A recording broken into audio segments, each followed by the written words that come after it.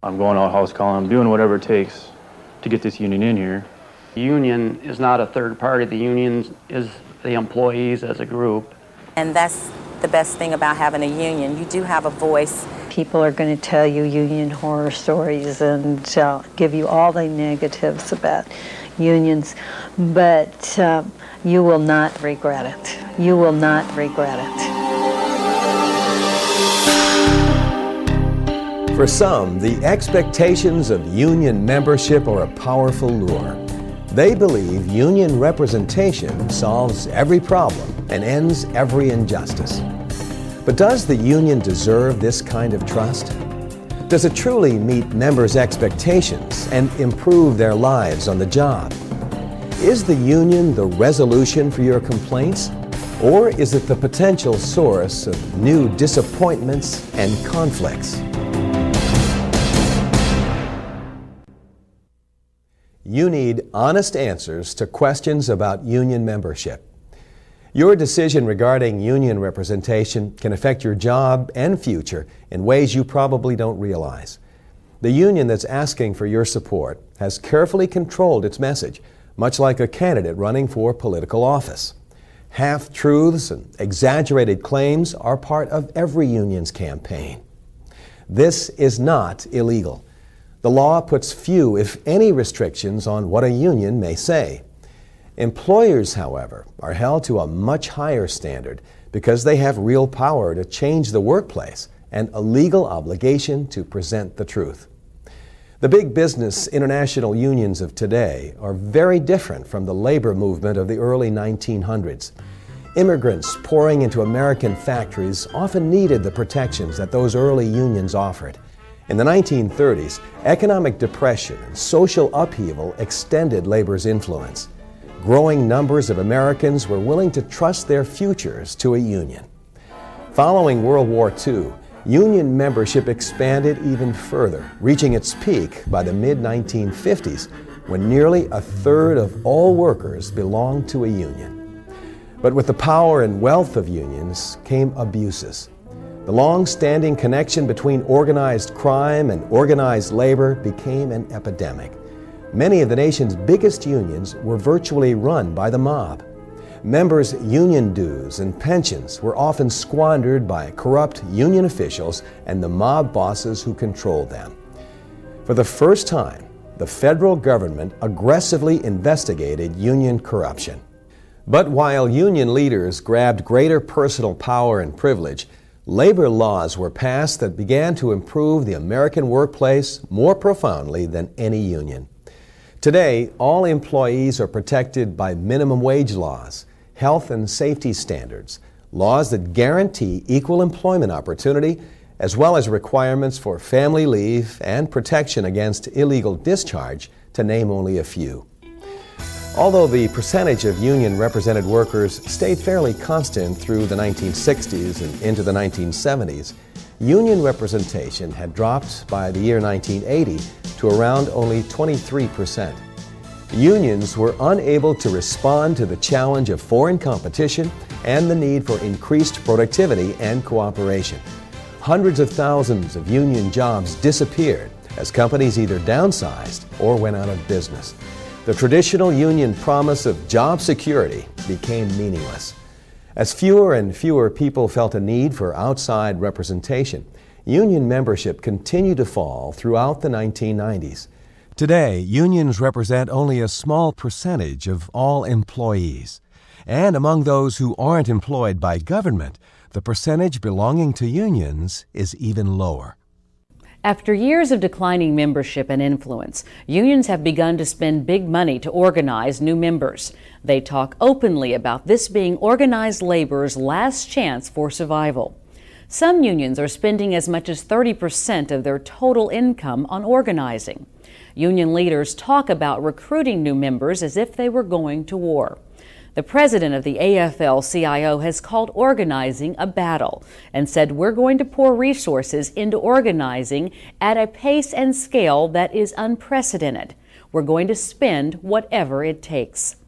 The frontline troops in this battle for new members are the union organizers. Today, most organizers are paid employees of the union. Many have graduated from organizer training schools where they've been taught how to gain the support of non-union employees. The future of these professional organizers depends on how many new members they successfully recruit. One of the organizers' first goals is to form what seems like genuine friendships with employees. Later, these friendships are used to help build committees inside the workplace. This is why organizers often mirror the people they hope to win over. Union organizers never want to be seen as outsiders.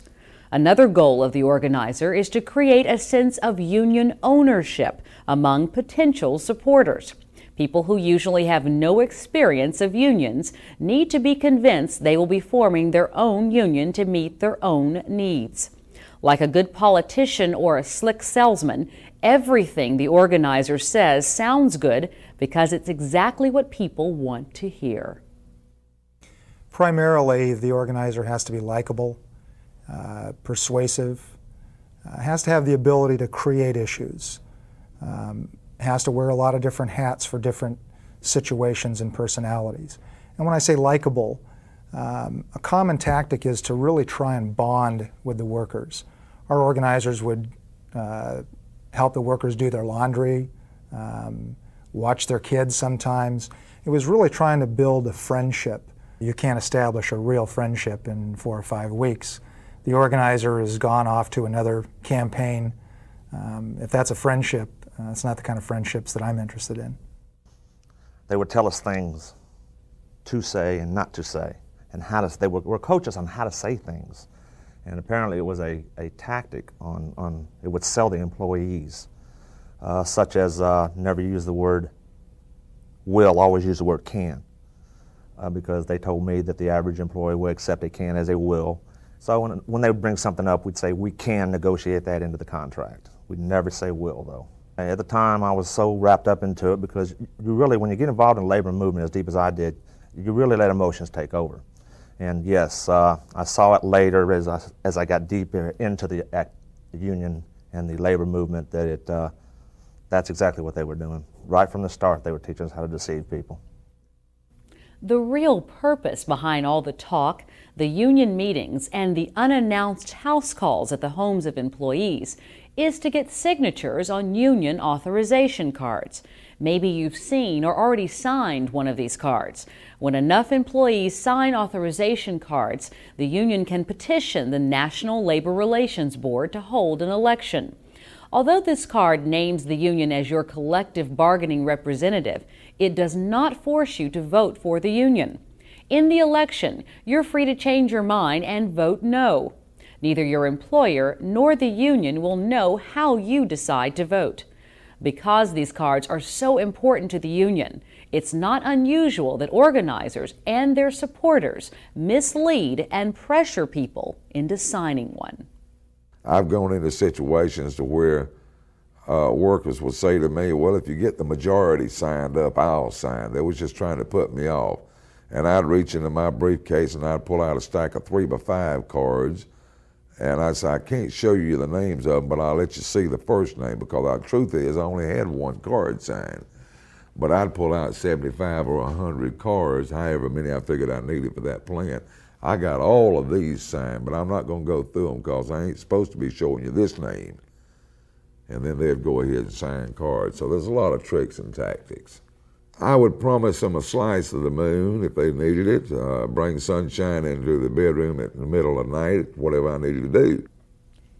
In this battle for signatures and votes and new members, what about the people who choose to believe an organizer's promises? Does the union improve their lives? Listen and decide. I had some people came in my house and talked about the union, and I believed what they were saying. So I signed myself into trouble. Turn around, everything they told me at my house was a lie. They promised us $1 pay raise. We only have 10-cent pay raise. I spoke to one of the union stewards at my department, and they told me I can write a letter and get myself out of the union. But it was another lie. I am a union member. I was formerly the Secretary Treasurer. There are a lot of problems that have come up since I've been in the union in the last year. Number one, they were doing house calls to get new membership, and they lied to the people. A lot of things that they promised the people in their homes, they knew from the beginning that they could not come forth with it. Yeah, they'll tell you anything. They'll tell you exactly what you want to hear to get you to get the card signed and get it voted in. And then once it's done, it's over. I mean, it was like I was nothing. They'll take you out, wine you, dine you, and I've been there, I've done it. And when at the end, they'll cut you like a rope and let you drop. They just, all they want is your union dues, they're either weekly or monthly or whatever. And once they get you to sign the paper, get it voted in, get your union dues, that's all they want. The union was brought in because some of the people thought that they were being mistreated in the building, and they didn't like that. So they thought they would get even by voting the union in. So they started a petition, got names, and calling people, coming to your house and getting signatures, because they needed a lot of signatures. After the union was voted in, there was no changes. We still had the same benefits that we had before the union came in. We were still working short before the union came in, after the union came in. It was never no changes. It was always the same. Only changes was we were giving them our money. They lie, a lot of lie. It's just a whole pile of lie, and it's not working. Myself, I made a big mistake signing the paper, but I regret it right now. Union representation comes with no guarantees, except one. Money for union dues will come out of your pocket. Dues are how unions make money. The amount charged to each member, multiplied by the number of members, equals the union's income. So the increased organizing by many unions isn't just to get more members, but to make more money. How do unions spend the dues they collect? Let's look at a financial statement filed with the Department of Labor that shows how much money a typical union recently took in and how it spent the millions of dollars it collected. In this case, the union had cash receipts for the year totaling $127.7 million. Almost $4.2 million was spent on training for organizers, contributions, gifts, and publicity. This included donations to politicians who supported union causes. $16.6 million went for various taxes. Over $22.9 million was for salaries and benefits paid to employees of the union and union officials. $30 million was for other disbursements, which could have been anything. And finally, $49.7 million was spent on office and administrative expenses, fines, loans, fixed assets, and professional fees for things like attorneys who defended the union against lawsuits. But the line for money spent on behalf of individual members shows zero, not a penny. In other words, all of the $127.7 million collected went to just keep the union in business, while individual members received nothing. Besides money being taken from members for dues, union representation guarantees one other thing. The interests of an outside third party would be brought into your workplace. No one knows exactly what would happen, but we do know that often a union's presence signals the beginning of new conflicts and a them versus us attitude. This, of course, is something no organizer talks about. In fact, one of the country's largest unions has written a handbook for organizers that tells them to emphasize cooperation with management and to convince employees that the conflicts of the organizing campaign will stop after the union is voted in.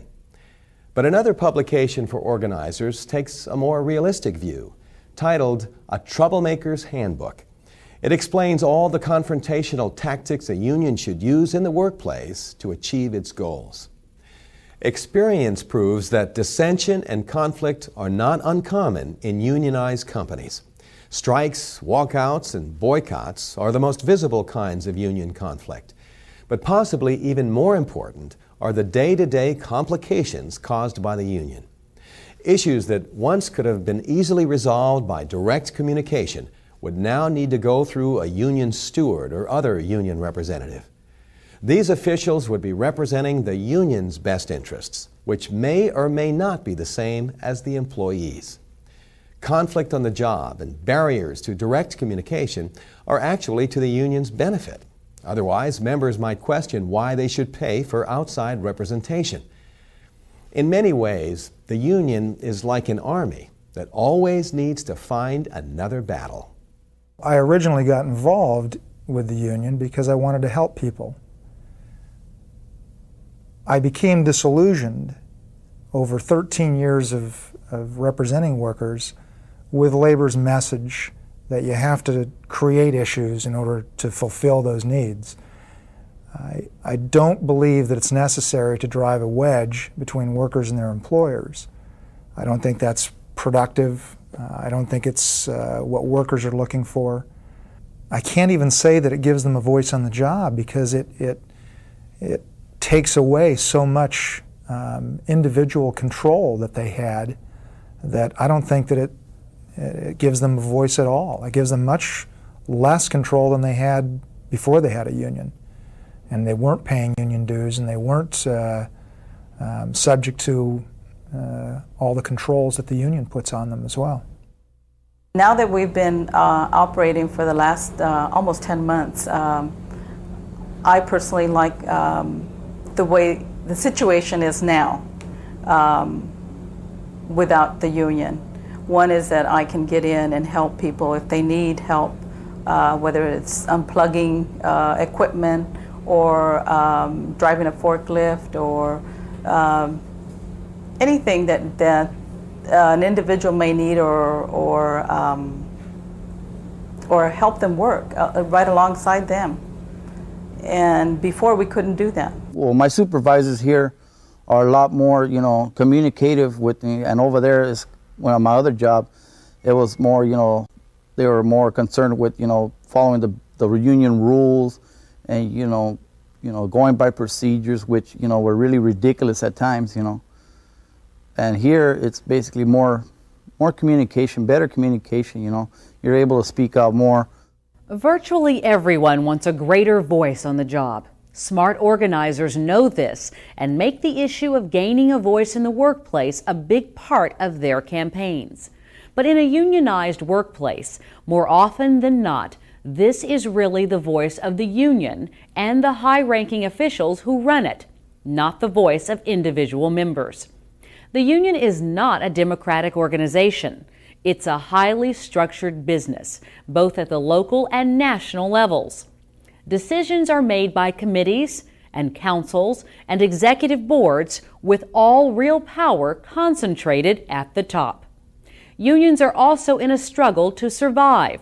They're sending out armies of organizers trained in slick new tactics, determined to win at any cost. But the basic question of union versus union-free remains the same. Would you receive anything of value in exchange for the union dues you could be paying for the rest of your working life? You've just heard from current and former union members and former union organizers. Once, they believed the promises and slogans. Today, they know the truth. If I run into the union organizers today that helped us put a union in, I'd probably tell him how sorry of a job he done. I'd tell him that the union's not what it's cracked up to be.